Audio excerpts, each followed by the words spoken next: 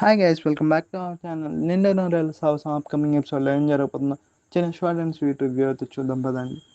ఆమె కోసం అయితే బాగా అందంగా రెడీ అవ్వడంతో అదే టైంలో రాతోడు వచ్చి ఏంటి మిస్ అమ్మ ఇంత అందంగా రెడీ అయ్యావు అని చెప్తాను. నేను ఏం లేదు రాతో నార్మల్గానే అని చెప్తాను. నాకు తెలుసు మిస్ అమ్మ మనోహర్ని పాదసారిని దగ్గర చేసినట్టు మీరు ఇద్దరు దగ్గర అవుదామని కదా అని చెప్పేసి అంటుంది.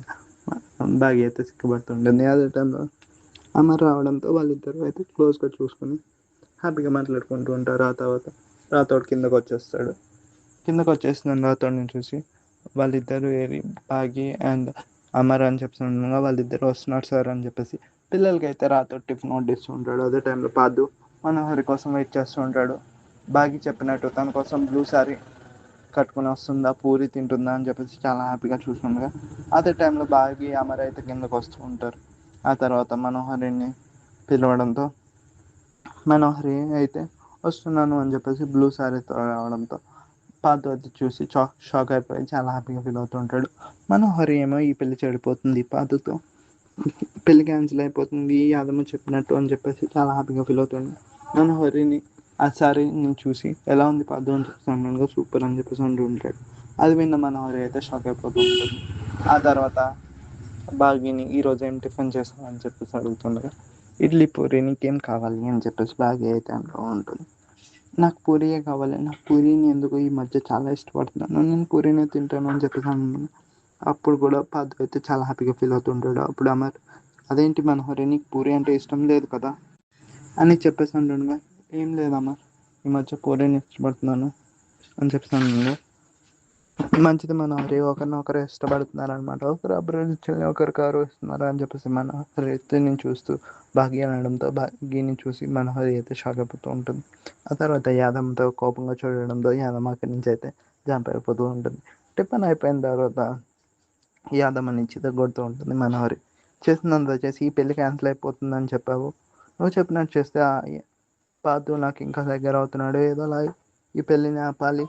ఎందుకంటే మనోహరి నేను ఇంతకుముందు ర రణవీర్ని పెళ్లి చేసుకున్నట్టు ఈ పార్థుని వదిలించలేము. ఎందుకంటే పార్థు తెలివైన వాడు, పైగా పోలీస్. ఒకసారి పెళ్లి జరిగిందంటే నేను అనుకున్నది జరగవు అని చెప్తున్నాను. అయితే నువ్వు పార్థుని పెళ్లి చేసుకుని సెటిల్ అయిపోతావా అని చెప్పేసి అంటూ ఉంటుంది. లేదు, ఈ పెళ్ళిని బాగి చేత ఏదోలా ఆపుతాను అని చెప్పేసి బాగి దగ్గర కోపంగా వెళ్ళి బాగితో అయితే ఛాలెంజ్ చేస్తూ ఉంటుంది. ఏంటి బాగి, నన్ను పెళ్లి చేసి ఇంట్లోంచి పంపించేస్తున్నాను అని చాలా హ్యాపీగా ఫీల్ అవుతున్నట్టున్నావు, నీ చేత ఈ పెళ్ళి ఆపిస్తాను చూడు అని చెప్పేసి చాలా కాన్ఫిడెంట్గా అయితే ఛాలెంజ్ చేస్తూ ఉంటుంది.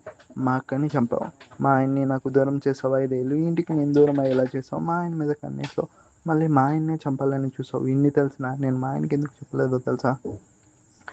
మా అక్క మీద ఇష్టంతో మా ఆయన నేను ఇంట్లోంచి ఎందుకు గెంటట్లేదో తెలుసా?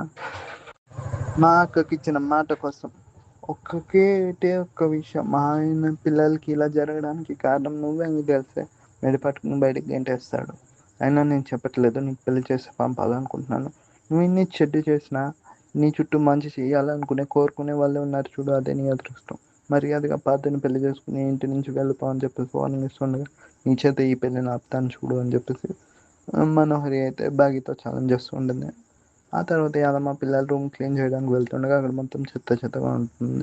పిల్లలు మాత్రం చేసి ఆడుకుంటుండగా యాదమ్మ రూమ్ క్లీన్ చేస్తూ ఆంజనేయ బొమ్మని చూసి షాక్ అయిపోతూ ఉంటుంది. అదే టైంలో పేపర్ కిందకి వెళ్ళిపోవడంతో ఆనంద్ ఆకాష్ని వచ్చి సోఫాను లేపడంతో బుజ్జమ్మ వచ్చి నేను వచ్చి లేపుతాను అని చెప్పేసి అది పైకి లేపుతూ ఉంటుంది.